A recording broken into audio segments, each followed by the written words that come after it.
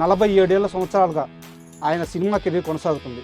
700 పైగా చిత్రాలు, అందులో 100కి పైగా తెలుగులోని హీరోగా ఆయన నటించారు. ఆయన సినీ ప్రపంచానికి శ్రీనివాసుడు.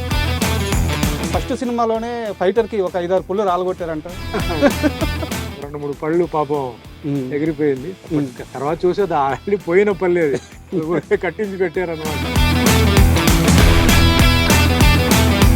సార్ 1984లో ఒక హీరో రెమ్యునరేషన్ 4 నుంచి 5 లక్షలు.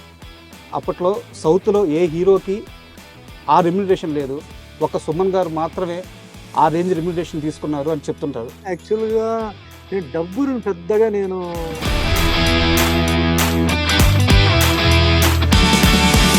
గతంలో సాయి కుమార్ గారి వాయిస్ కోసం హీరో సుమన్, హీరో రాజశేఖర్ ఇద్దరు గొడవ పడ్డారు. సాయి కుమార్ గారిని మధ్యలో ఇబ్బంది పెట్టారు. ఆ గొడవ చాలా దూరం వెళ్ళిపోయి సుమను, రాజశేఖరు మాట్లాడుకోని రోజులు కూడా ఉన్నాయి. ఒక వార్త ఇలా నడుస్తూ ఉంది సార్ చాలా సంవత్సరాలు. రాజశేఖర్కి ఆయనకి ఏం జరిగిందో అదంతా నాకు తెలియదు. బట్ మైసెల్ఫ్ సాయి కుమార్, రాజశేఖర్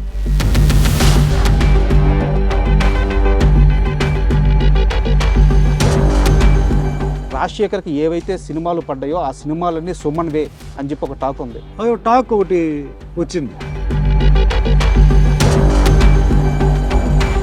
ఈ చేతబడి చేపించిన వ్యక్తులు ఎవరు సార్? కేరళలో చాలా ఫేమస్ చోట.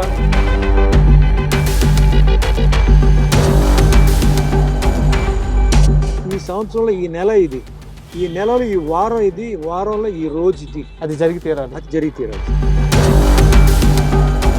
మీరు జైలుకి వెళ్ళక ముందు ఒక పెద్ద రాజకీయ నాయకుడు, తమిళనాడులో ఒక పెద్ద రాజకీయ నాయకుడు మిమ్మల్ని పిలిచారని, ఆయన నొచ్చుకునేలా సమాధానం చెప్పారని, దానివల్లే మీరు జైలుకి వెళ్ళాల్సి వచ్చిందని, ఆ కేసు జరిగిన రోజు నుంచి మీతో పాటు ఒక వ్యక్తి కూడా సఫర్ అవుతున్నారు, మెగాస్టార్ చిరంజీవి గారు. ఇప్పుడు అది చిరంజీవిని పొగిడితే బాలకృష్ణ తట్టుకోలేడు, వాళ్ళిద్దరికీ పడదు, పైకి మాత్రం అలా మంచిగా ఉంటారు కానీ వాళ్ళిద్దరి మధ్య కొన్ని దశాబ్దాలుగా ఆ పోటీ, క్లాషు అవన్నీ నడుస్తున్నాయని మొన్న గొడవతో చాలామంది వాళ్ళ ఇష్టం వచ్చినట్టు రాసేశారు. వాళ్ళిద్దరిని అతి దగ్గరగా ఎక్కువ కాలం చూసిన హీరో మీరు. వాళ్ళిద్దరి మధ్య ర్యాపో ఎలా ఉంటుంది సార్ అసలు? బాలకృష్ణ గారు జనరల్లీ కొంచెం మంచికి మంచి, చెడుకు చెడు, కొంచెం షార్ట్ టెంపర్డ్ సార్.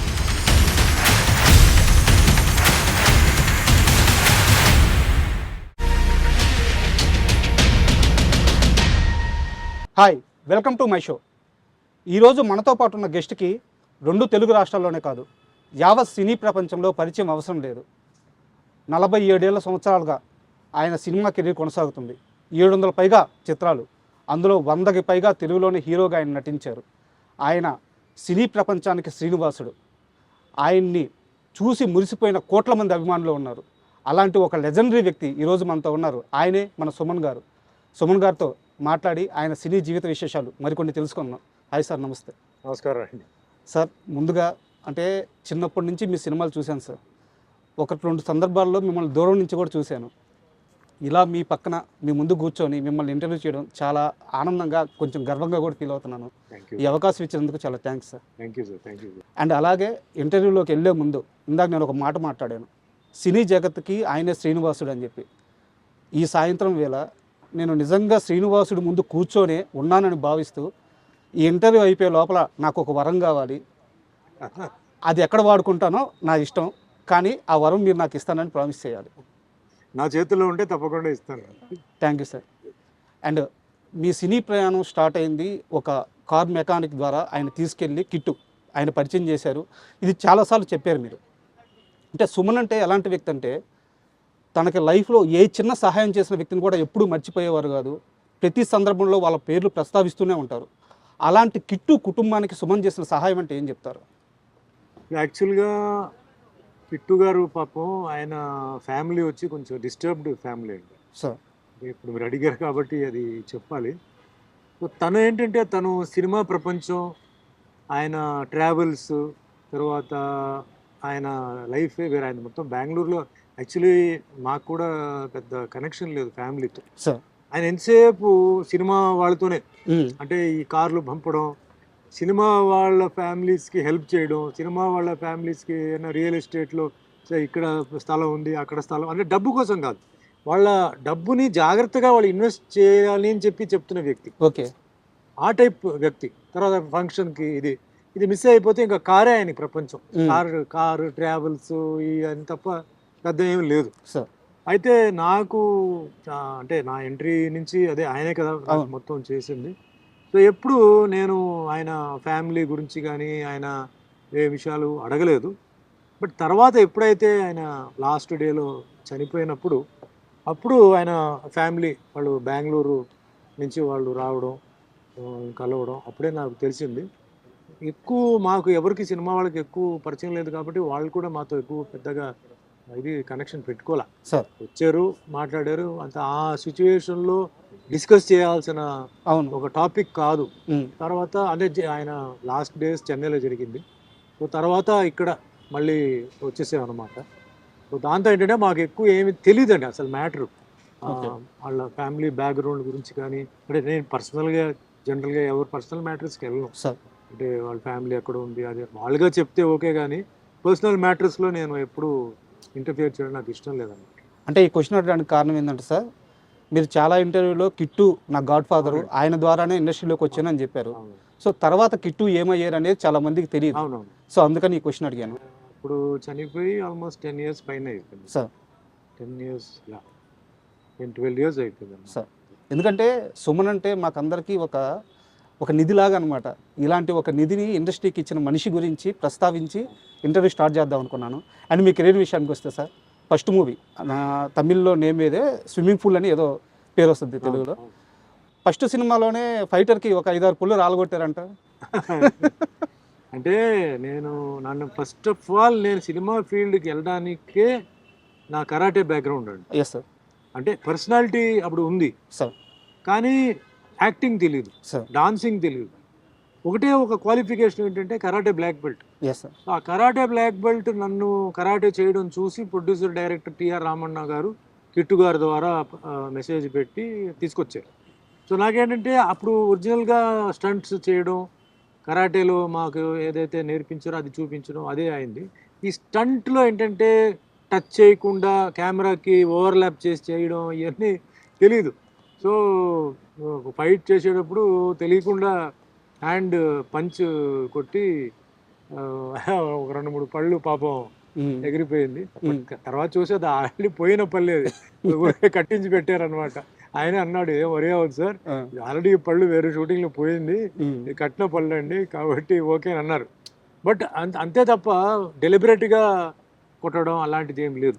బట్ నేను మట్టుకు అప్పుడు ఏం చెప్పినట్టు అంటే వాళ్ళు ఏంటంటే ఆర్టిస్ట్ని టచ్ చేయకుండా చేసేవారు. టచ్ చేయకుండా చేసే నాకు రియాక్షన్ వచ్చేది కాదు. సార్ మీరు టచ్ చేయకపోతే నా రియాక్షన్ రాదు సార్, మీరు కొట్టండి అని చెప్పి ఉల్టాగా వాళ్ళ దగ్గర నుంచి నేను టచ్ అయ్యేలాగా నేను కొట్టించుకున్నాను. అప్పుడే రియాక్ట్ అయ్యాను. తర్వాత ఏంటంటే సినిమా ఫైట్ అంటే రియల్ ఫైట్ కాదు, ఇది టచ్ అవ్వకుండా చేయాలి. అంటే నేల మీద దొల్లడం, పైనుంచి దూకడం అవన్నీ నిజం. మిగతంతా టచ్ చేయకుండా కెమెరాకు ఓవర్లాప్ చేసి చేయడం ఇవన్నీ తర్వాత నేర్చుకున్నాను అనమాట. అండ్ అప్పటికే మీరు తమిళ్లో చాలా పెద్ద స్టార్ అయిపోయారు. తెలుగులో అప్పటికి ఏంటంటే సీనియర్ హీరోలు అప్పుడప్పుడే తగ్గుతూ యంగ్స్టర్స్ వస్తున్నారు. అలాంటి టైంలో కరెక్ట్ టైంలో మిమ్మల్ని తెలుగులోకి తీసుకొచ్చింది భానుచంద్ర గారు.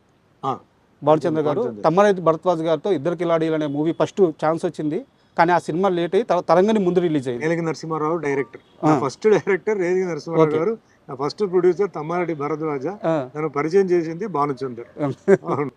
బట్ అది ఆగిపోవడంతో ఏమంటే నాకు ప్రతాప్ పాట్స్ రాఘవ గారు అంటే అంతకు ముందు అడిగింది ఆయనే. అప్పుడు ఈ సినిమా చేస్తున్నా అని చెప్పి తర్వాత రమ్మంటే ఆయన ఇంట్లో రామయ్య వీధిలో కృష్ణ సినిమా మొదలు పెట్టారు.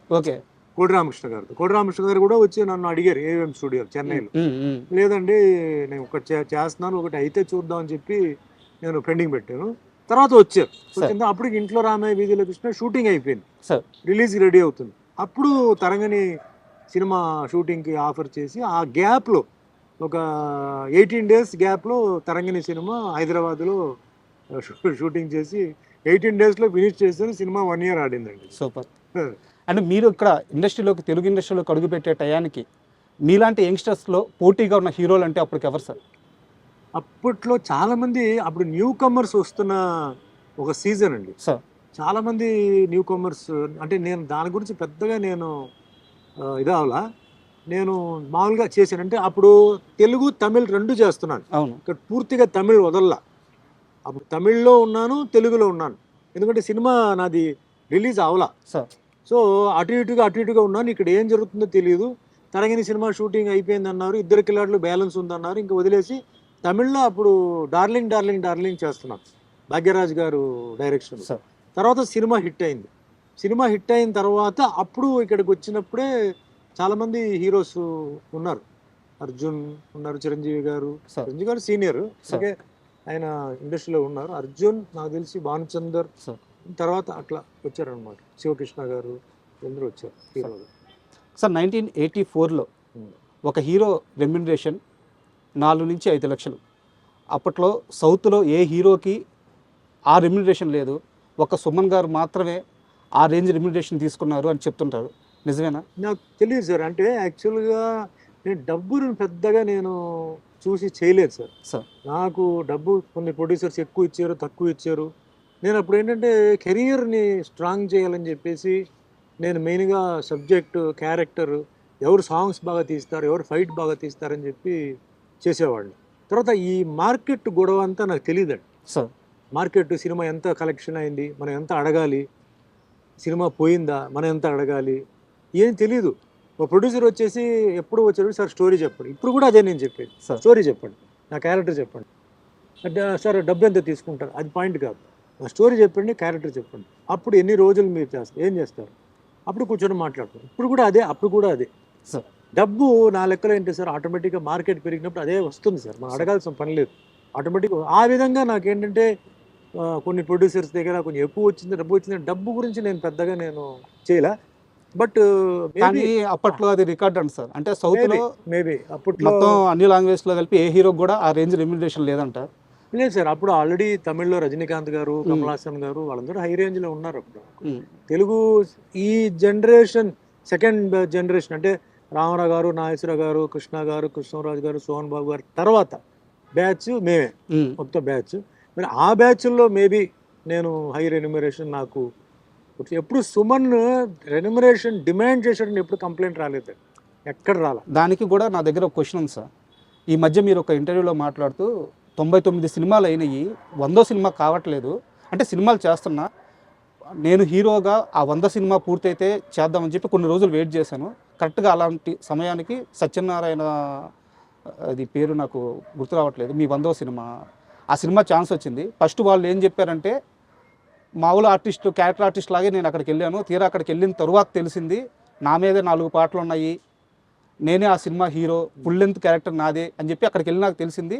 చాలా హ్యాపీగా ఫీల్ అయ్యాను, 100వ సినిమా ఫినిష్ చేశానని చెప్పి మీరు ఒక ఇంటర్వ్యూలో చెప్పారు. ఇక్కడ నా క్వశ్చన్ ఏంటంటే, క్యారెక్టర్ ఆర్టిస్ట్గా ఒక రెమ్యునరేషన్ ఉంటుంది సార్, హీరోగా అయితే ఆ రెమ్యునరేషన్ మారుద్ది. మీరు అక్కడ కూడా ఏం, నన్ను క్యారెక్టర్ ఆర్టిస్ట్ అనుకున్నాను, ఇప్పుడు నన్ను హీరోని అంటున్నారు, నా రెమ్యునరేషన్ పెంచండి, ఇలాంటి డిమాండ్ ఏం చేయలేదా? సినిమా ఫీల్డ్లో ఉండడానికి కొన్ని సూత్రాలు ఉన్నాయి, కొన్ని సీక్రెట్స్ ఉన్నాయి సార్. ఫస్ట్ థింగ్ ఏంటంటే you have to be destined sir. నీ తలరాతిలో రాసి ఉంటేనే నువ్వు సినిమా ఫీల్డ్లో ఉండగలుగుతావు సార్. డామినేట్ చేసేది అది రెండోది, పొజిషన్ అనేది మూడోది. సార్. ఇవన్నీ గ్రేడ్స్ ఉన్నాయి. కానీ ఇండస్ట్రీలో ఉండాలంటే నీ తలరాతో చేతిరాతో ఉంటే తప్ప నువ్వు ఉండలేవు, ఒకటి. సెకండ్ థింగ్, నువ్వు అందరితో డార్లింగ్గా ఉండాలంటే ఫస్ట్ థింగ్ ఏంటంటే సెట్లో అందరితో మంచిగా ఉండాలి, ఫ్రెండ్లీగా ఉండాలి. గర్వం, సక్సెస్ వచ్చినప్పుడు గర్వం, తర్వాత అహంకారం అవన్నీ లేకుండా ఎంత లో ప్రొఫైల్ వెళ్తే అంత మంచిది. ఆర్టిస్టులే కాదు, టెక్నీషియన్స్ని కూడా నువ్వు నవ్వుతూ మాట్లాడుతూ ప్రేమించి మర్యాద అంటే ఇస్తుంటే, ఇదన్నీ ఏంటంటే connections, these are all wires to connect to longevity అని చెప్పి నాకు మెసేజ్ చేయాలి. అని ఎప్పుడూ రెన్యూమరేషన్ అడగొద్దు. ఓకే. నీ రెన్యూమరేషన్ ఆటోమేటిక్గా నీకు వస్తాయి. నీ రేట్ ఇంత, నాకు ఇంత, అంత వెళ్ళు మార్కెట్లో. ఎందుకంటే నీ సినిమా కొన్నవాడు ముందు బాగుపడాలి, నీ ప్రొడ్యూసర్ ముందు ఏంటంటే అమ్మయ్య నేను సుమన్తో చేస్తే నాకు డబ్బు మిగిలింది అని ఫీలింగ్ రావాలి. డైరెక్టర్ అనేవాడు సుమన్ వస్తే నాకు టెన్షన్ లేదయ్యా, చెప్పింది చేస్తాడు, వెళ్ళిపోతాడు, చెప్పిన డేట్ ప్రకారం వస్తాడు, పోతాడు. ఇలాంటిదని నువ్వు సంపాదించుకోవాలి. ఎప్పుడు ఈ రూల్స్ పెట్టుకొని చెప్పాడండి ఫస్ట్ నా టిఆర్ రామన్న గారు. ఈరోజు కూడా నేను అదే పాటిస్తున్నాను. 47 years in a field is not a joke అండి. Yes sir. So many generations, అవును, so many challenges, so many competition, not 1 language, 11 languages. Sir. ఇదే సూత్రాలు నేను పాటిస్తున్నాను. నా క్యారెక్టర్ ఐఎమ్ వెరీ స్ట్రిక్ట్. నా క్యారెక్టర్ ఏంటి, నా కాస్ట్యూమ్ ఏంటి, నా పెర్ఫార్మెన్స్ ఏంటి, గెటప్ ఏంటి, no vulgarity, no sex, sir no anti patriotism, దేశానికి విరుద్ధంగా మాట్లాడడం, సార్ కులం, మతం. ఎంత డబ్బు ఇచ్చినా నేను చాలా సినిమాలు వదులుకున్నాను. ఎంత డబ్బు ఇచ్చినప్పుడు డబుల్ మీనింగ్ డైలాగులు, సెక్స్ డైలాగులు, ఈ డైలాగ్ మానేశాను. ఖాళీగా ఉన్నాను ఇంట్లో. సార్ సుమన్ కొన్ని రోజుల్లో ఖాళీగా ఉన్నాడని కారణం ఏంటంటే అప్పుడు ఆ సీజన్ జరుగుతుంది. ఓకే డబుల్ మీనింగ్ డైలాగ్స్తో సినిమా, కామెడీ గీమిడీ అన్నది నేను పోలా. అప్పటికే అన్నమయ్య సినిమా చేయలా, సార్ అప్పుడుగా మామూలు సుమన్ హీరో. సార్ నేను ఎందుకంటే నేను చాలా కష్టపడి ఒక ఇమేజ్ని సంపాదించుకున్నాను సార్. నాకు ఎవరు బ్యాకింగ్ లేదు. నేను సినిమా ఫీల్డ్కి సంబంధించిన వాడు కాదు. యాక్టింగ్ తెలియదు, ఏమీ తెలియదు. మొత్తానికి భగవంతుడు తీసుకొని పెట్టాడు. తర్వాత నాకు తెలిసిన విషయం ఏంటంటే ఒక శ్రీనివాసుడు క్యారెక్టర్ చేయడానికి పైనుంచి ఆయన నన్ను సృష్టించాడు, నన్ను చేయించాడు అని చెప్పి తర్వాత తెలిసింది నా బుర్రకి. అప్పుడు దాకా నాకు తెలియదు. సార్ సుమన్ ఎందుకు వచ్చాడు ఒక ఫీలింగ్ వస్తే, ఒక శ్రీనివాసుడు క్యారెక్టర్ చేయడానికి ఆ శ్రీనివాసుడు నువ్వే కరెక్టర్ నా సినిమా చేయడానికి అని చెప్పేసి నాకు ఆ లైన్ నాకు ఇచ్చి నన్ను తయారు చేసి, ఎందుకంటే ఆ క్యారెక్టర్ చేయడానికి కేవలం మేకప్ వేయడం, పూసుకోవడం, చేయడం కాదండి. ఎంతో త్యాగం చేశారు. కాళ్ళకు చెప్పులు వేయలేదు. 8 నెలలు నేల మీద పడుకున్నారు. 8 నెలలు ఉదయం 3 గంటలకు లేచి 5 గంటలకి అన్నపూర్ణ స్టూడియోలో మేకప్ వేసి ఇట్స్ ఆన్ రికార్డ్. సార్ చలి ఎండ అన్నిటికీ చేశాను. సరే ఇవన్నీ పక్కన పెట్టండి. ఆ సినిమా రిలీజ్ అయిన తర్వాత పెద్ద హిట్ అయిన తర్వాత president of India Shankar Dayal Sharma గారితో పక్కనే కూర్చొని సినిమా చూసే భాగ్యం నాకు ఆ దేవుడు ఇచ్చాడు. సో వీటన్నిటికీ అన్ని సంవత్సరాలు నాకు పరీక్ష, అన్ని సంవత్సరాలు నాకు ట్రైనింగ్, అన్ని సంవత్సరాలు ఏంటి ఆ మొహంలో మేకప్ వేసినందుకు మాత్రం కళ రాదు సార్. దేవుడు కళ రాదు. అయ్యో ఆ పవర్ రావాలి. అవును అది పైవాడు ఇవ్వాలి. అది ఇచ్చాడు, చేశాడు. సో నేను ఆ రూట్లో నేను ఎప్పుడూ ఆలోచిస్తుంటానండి. మన చేతిలో ఏమీ లేదు సార్. 300 మంది పైకి ఎక్కారు, 3 నిమిషాల్లో ఎగిరిపోయారు సార్ ఫ్లైట్లో. ఏం గ్యారంటీ ఉందండి? ఇంకో 10 నిమిషాల తర్వాత ఏం జరుగుతుంది ఎవరికి తెలియదు. సో ఎక్కువ నేను ఆశలు పెట్టుకోవడం, ఎక్కువ అది ఇది లేదు. చిన్నప్పటి నుంచి మా అమ్మగారు కూడా చాలా అంటే ఒక ప్రిన్సిపల్గా ఉండేవారు. సో అన్నీ కొంచెం బుద్ధిజము, నా కరాటే స్కూల్లో కూడా బుద్ధిజం గురించి, కర్మ గురించి అవన్నీ, సాంస్క్రిట్లో భగవద్గీత చదివాను. అది పెద్ద నాకు ఒక వరం. లైఫ్ అంటే ఏంటి అని మా అమ్మగారు నేర్చుకోమని చెప్పింది. సో అట్లా నా లైఫ్ మిగిలిన వాళ్ళలాగా కాదండి. Sir came very hard way. Challenges అందరికీ ఉంటాయి. నేను ఏదో ఒకటే పోరాడేని కాదు. ప్రతి ఒక్కరి ఛాలెంజ్ వేరే వేరే స్టైల్లో ఉంటుంది, వేరే వేరే ప్రశ్నలు ఉంటాయి. అంటారు కదా, never copy the neighbours answer paper. అప్పుడు ఆయన క్వశ్చన్స్ ఆర్ వాళ్ళ లైఫ్ వేరే. Comparison, no comparison. నేను ఎప్పుడు నాతో పాటు కాదు, నా కింద ఉన్న వాళ్ళతో కంపేర్ చేస్తాను. భగవంతుడు నాకు ఇది ఇచ్చాడు, ఇది మనం కాపాడుకోవాలి.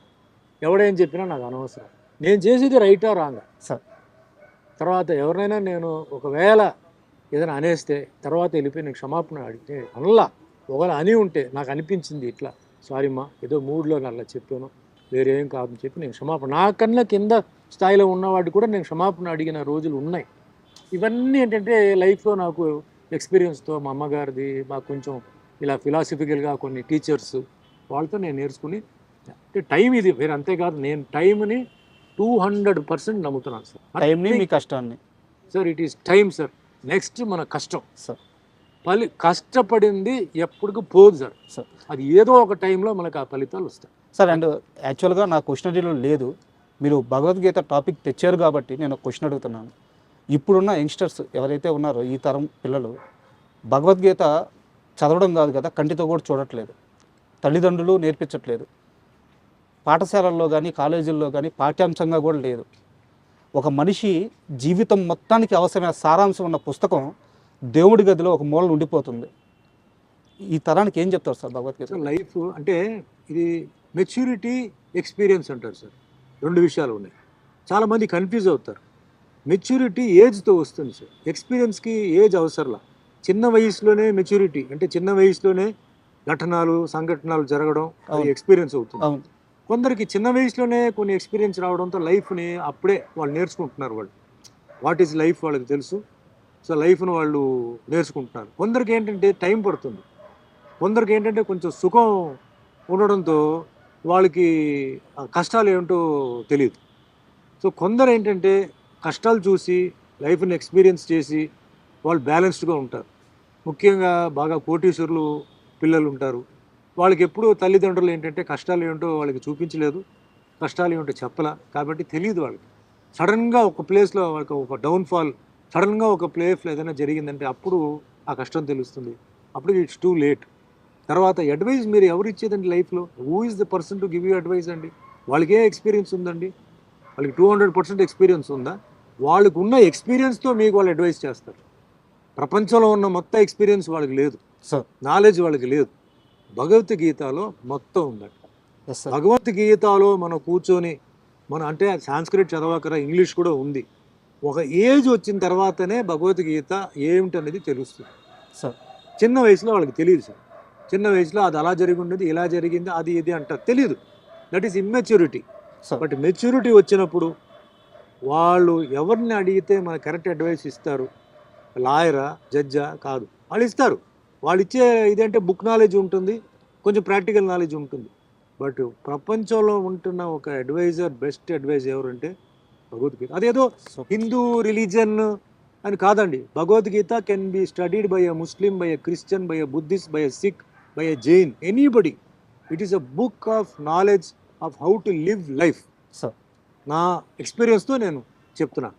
చిన్నప్పుడు మా అమ్మగారు నేర్పించారు. ఎందుకురా మాకు భగవద్గీత ఎందుకు, ఇదేంటిది అన్నాను. అలాగే మా ఇంటి ఎదురులోనే కరాటే స్కూల్, చిన్న 6th క్లాస్లో వెళ్ళరా అన్నారు. కరాటే ఎందుకు, దేనికి ఇది అన్నారు.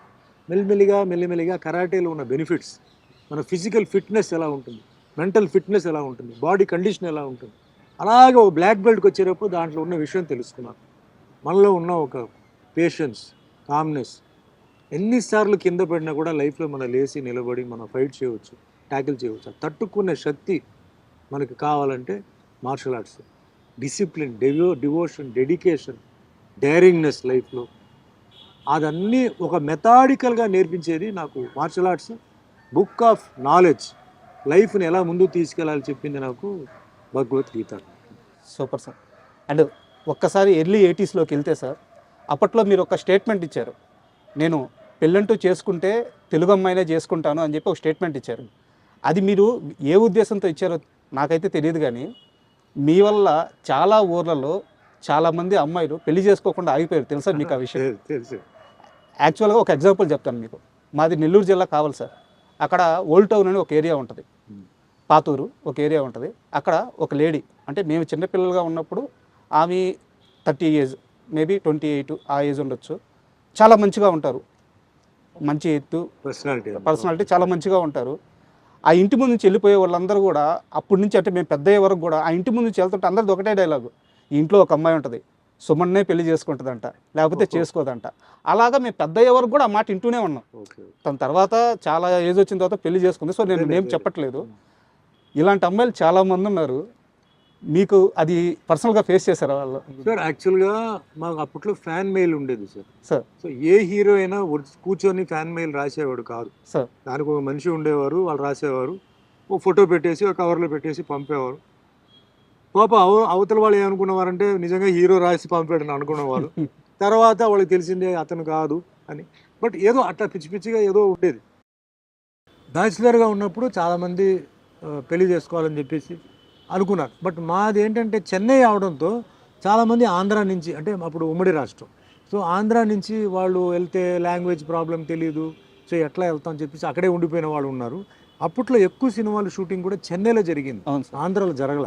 తక్కువగా నెల్లూరు వరకు ఉండేది మ్యాక్సిమం, లేదు రాజమండ్రి, గుంటూరు, అంతే, వేరెక్కడ జరగల. అది కూడా 15 రోజుల షెడ్యూలే, సో ఎక్కువ కాంటాక్ట్ లేదు. ఇంకోటి వాళ్ళకి ఏంటంటే చెన్నైకి వచ్చి ఎక్కడ వెళ్ళాలి, ఎక్కడ వెతకాలి అని కొందరు, కానీ కొందరు వెళ్ళి వెతుకుదాం అని చెప్పి బయలుదేరదామని చెప్పి అన్ని మూట సర్దుకొని వచ్చేసి వెతికిన వాళ్ళు ఉన్నారు. మాకు తెలియకుండా చాలా స్టూడియో గేట్ దగ్గర నుంచొని, అంటే వాళ్ళ ఫీలింగ్ అంటే ఒక స్టూడియో అంటే ఇది ఒకటే, ఇంకా ఇక్కడే వస్తారు అనుకునేవాళ్ళు. పాపం వాళ్ళు తెలియదు సార్. అంటే sorry to interrupt you sir, చాలామంది అమ్మాయిలు ఒక్కసారి సుమన్ గారిని చూస్తే చాలు అనుకుని బతికిన వాళ్ళు కూడా ఉన్నారు. ఇప్పుడు కూడా. అంటే నేను గొప్పగా చెప్పట్లేదు. ఇప్పుడు చాలా ఎక్కువ లొకేషన్స్కి మనం వెళ్తున్నాం సార్, కొంచెం ఫారెస్ట్ లొకేషన్స్, విలేజ్ అని వెళ్తున్నాం కదా. ఇప్పుడు చాలామంది లేడీస్ ఇప్పుడు కూడా వచ్చి, అంటే పెళ్ళి అయిపోయి వాళ్ళకి పిల్లలు అందరూ ఉన్నారు, వచ్చి సార్ మేము ఒకప్పుడు మీ డైహార్డ్ ఫ్యాన్ అండి, సో ఒక్కసారి జీవితంలో మిమ్మల్ని చూడాలి అని చెప్పి అనుకుంటే సినిమాలకు కుదరలా. తర్వాత మీ ఇంటర్వ్యూస్ వచ్చేది టీవీలో, సో ఇంటర్వ్యూ రూపంలో మేము మిమ్మల్ని చూసి అబ్బా సుమన్ అంటే ఇదా, సో సో మేము చాలా ఆనందపడ్డాం. కానీ ఈరోజు ఫేస్ టు ఫేస్ మీరు వచ్చుంటే మాకు ఏం మాటలు రావట్లేదండి, మేము నిజమా ఇది ఏంటి అని మాకు తెలియదు. ఎందుకంటే వాళ్ళు చాలా డీప్ ఊర్లో ఉంటారండి, వాళ్ళకి రావడానికి అవును. పోవడానికి యాక్సెస్ ఉండదు వాళ్ళకి. సో అట్లా ఇప్పుడు కూడా వచ్చి ఫీల్ అయ్యి చెప్పేవాళ్ళు ఉన్నారు. సో చెప్పి పాపం అంటే మంచి ఉద్దేశంతోనే మా పెళ్ళి అయిపోయి ఇదిగో మా పిల్లలు మా ఫ్యామిలీ మా హస్బెండ్ ఇలా చెప్పి వాళ్ళు ఒక మంచి ఒక సార్ ఫ్యానే కదా సార్ ఇప్పటికీ. ఫ్యానే సార్, అది ఏదైనా ఫ్యాన్ మేల్ ఆర్ ఫీమేల్, అవును. Vice versa. అవును. ఇప్పుడు ఫీమేల్స్ ఎట్లా ఉన్నారో అలాగే మేల్స్ కూడా ఫీమేల్ హీరోయిన్కి అట్లా ఫ్యాన్ అయిపోయి ఇప్పుడు చాలామంది హీరోయిన్స్కి ఇదే అయిపోయి అట్లా ఉన్న వాళ్ళు కూడా ఉన్నారు. ఇది అంటే ఇది ఇండస్ట్రీ అంతే సార్, ఇది మనం తప్పదు. ఈ ఒక్క ఇండస్ట్రీలోనే ఉంది అది. అవును. నెక్స్ట్ స్పోర్ట్స్లో ఉంది. మళ్ళీ మంచి స్పోర్ట్స్ మ్యాన్ అయితే పెళ్లి చేసుకోవాలని అమ్మాయిలు మీరు చూస్తుంటారు, మంచి స్పోర్ట్స్ కాంపిటీషన్ జరిగేటప్పుడు గర్ల్స్ వస్తారు ప్రపోజ్ చేయడం బ్యాచులర్గా ఉంటే వస్తారు. ఐ థింక్ అది అంతే, వేరే దేంట్లో లేదు ఇంత క్రేజ్, వేరే దాంట్లో లేదు. అఫ్కోర్స్ బిజినెస్ అయితే అది వేరే అనుకోండి. సార్ ఒక సీరియస్ క్వశ్చన్ సార్,